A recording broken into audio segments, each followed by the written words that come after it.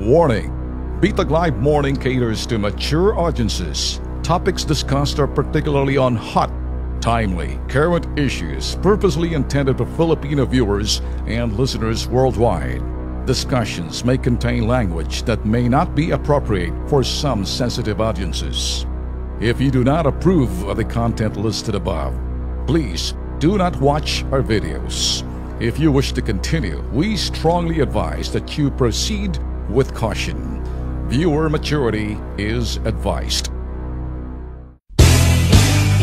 At doon naman ho sa sinasabi ho natin mga bona fide, pre-announce nyo, bona fide media at saka yung mga sinasabing pseudo and house show media, paano ngayon malalaman kung sino yung mga bona fide or bona fide media? Alright, whatever you want to say it, you want it to say it. Yun ho mga bona fide or bona fide media are media people who works directly or indirectly with an institution, whether it's print, radio, and television, na doon ho, it's something to do with the new media, sa sinasabi ho natin, new media, using ho, the sinasabing, ito naman ho ay sa ibang medium ho ito, new media, sa traditional media. Ngayon, kung yun hong sinasabi ni President Digong, parte, na parang dinefine niya na, nag-create na ho siya ng definition of what the real media is all about. Bona fide media are the legitimate media people working on a legitimate organization. Directly or indirectly, you're working with the institution that you're representing, such as, sabihin ho natin, print. Kung kayo nagsusulat sa mga dyaryo, malalaking dyaryo ha, hindi yung mga dyaryong pambalo sa tinapa, na nagdyaryo-dyaryo lang. Kasi may mga dyaryong pambalot sa tinapa, yun yung sinasabing mga hausyaw. Merong iba dyan, bibili ng oras sa isang mga istasyon na naghihikahos na wala na talaga, black timer kung tawagin. Gets nyo? Black timer kung tawagin. Bumibili ng oras para maging lehitimo. Na kung tutuusin, pag bumili ng oras, bumubula ang mga bibig na wala ho silang sinasabing ethics and standards na sinasabing the laws of journalism, hindi nasusunod.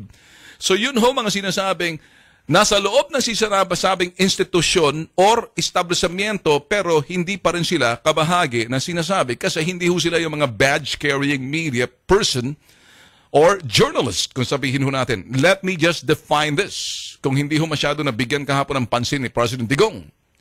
Ngayon, yung bona fide media are people who really are legitimate earning their living from what they're doing decently with integrity sa pagiging dyarista, sa pagiging broadcaster, sa pagiging television host, anchor, and reporters, or within the new media, may mga website ho sila ng mga decente talagang verifiable mga sources at ano lang mga sinasabing pagkatauhan because they carry the badge and it follows the laws of journalism, and they follow the law of journalism as well as the ethics. Magkaiba ho yun ha? Maaring hindi ho sila nag-aral sa journalism school pero they acquired yun after long term yun sa katagalan ho ng kanilang pagtatrabaho na-acquire na ho nila yung sinasabing the true essence of being a journalist. Ngayon, merong iba kaya yun ho mga bona fide media na hindi ho pwede, kumbaga pinoprotektahan at walang sino man kaya ito ho'y nauukulo sa media killings Ngayon, kapag ikay nagtatrabaho na bilang isang black timer na ewan natin, pera-pera lang kailangan ng istasyon, pinag-broadcast ka, black timer ang tawag mo, do you belong to that organization? Maybe not. May mga istasyon na kailangan lang ng pera mo, kaya pinag-broadcast ka, bahala ka sa buhay mo. So ngayon, paano mo po protektahan? Sabi ni Digong, paano ngayon i-define yung mga bona fide media, are the legitimate media, doon sa mga pseudo-media or mga house show media. Yan ang problema. Get it? Paano yung iba na ginagamit yung social media na akala pwede na sila humarap sa camera, may mikropono, daldal na ng daldal, akala mo kung sino, tackling issues and politics, tackling issues and yung sabihin na ho natin, yung anything about humanities, political science, and some other topics na talagang topics that are being handled, these are supposedly handled with care na mga talagang true blue journalists in the essence of analysis, how do you call themselves? Yan ang problema. Marami niyan sa social media. Ako ho kasi mga boss, mga para derechahan, nakikita niyo ako sa social media, but we carry the badge of us being a true blue journalist.